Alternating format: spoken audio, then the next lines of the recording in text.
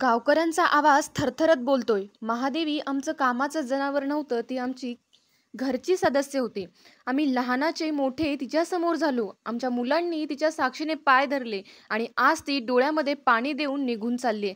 गावातले भाविक रडतात, बायका रडतात, मुलं गोंधळतात. कितीतरी गाव आहेत जिथे तिची ओळख श्रद्धेची होती. ती हत्तीं नव्हती, ती लोकांची भक्ती होती. आणि हेच सरकार म्हणतं पाठवली पाहिजे, नियम आहे. मग आमच्या भावना काय? महादेवी काही रस्ता फोडत नव्हती, नुकसान करत नव्हती. तिची काळजी आम्ही घेतली होती, तिला आम्ही प्रेम दिलं होतं आणि आता अचानक असा निरोप. तिच्या डोळ्यातही पाणी आहे, तिचे सुद्धा अश्रू अनावर होत आहेत. हो, हत्ती आहे, ती बोलू शकत नाही, पण डोळे बोलतात. आणि तिचे डोळे आज सांगून गेले, माझं मन इथंच आहे, माझं गाव माझ्या काळजाच्या आत आहे. ही फक्त एक सुटका नाही, आमच्यावर अन्याय आहे.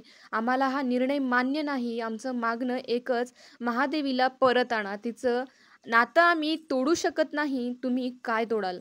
कधी माणूस नातं बनतो तर कधी प्राणी सुद्धा परिवार होऊन जातो. 35 वर्ष एक जीव तुमच्या घराच्या अंगणात श्वास घेतो, तुमच्यासोबत सण साजरे करतो, पावसात नाहतो, उन्हात उभा राहतो आणि अचानक एक दिवस असा येतो की तो फक्त आठवणीत उरतो. अशीच एक हत्तीन महादेवी गावातून निघून गेली. कोल्हापूरच्या नान्नी मठातील गावाची लेक, गावाची शान, आज तिचा निरोप झाला.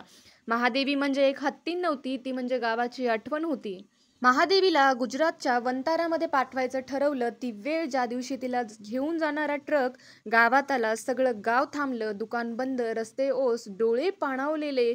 कोणी दुरून पाहत होतं तर कोणी तिच्या पायाजवळ येऊन रडत होतं. प्रश्न असा उभा होतो, प्राणी मात्र्यांचं खरं सुख काय असतं, जंगलात की प्रेमात? तुम्ही म्हणाल तिच्या मोकळेपणासाठी तिला सोडलं, पण ती मोकळी तर इथेच होती ना, गावाच्या प्रेमात. 35 वर्ष एखादा माणूस जरी राहत असेल तरी गाव आपलंसं करतं. आणि ही तर हत्तीन होती, जी बोलत नव्हती पण प्रत्येक भावनेला समजून घेत होती. तुमचं मत ह्यावर काय म्हणतं? महादेवी इथे असायला पाहिजे होती का वनात ठीक आहे? नक्कीच कमेंट करून सांगा.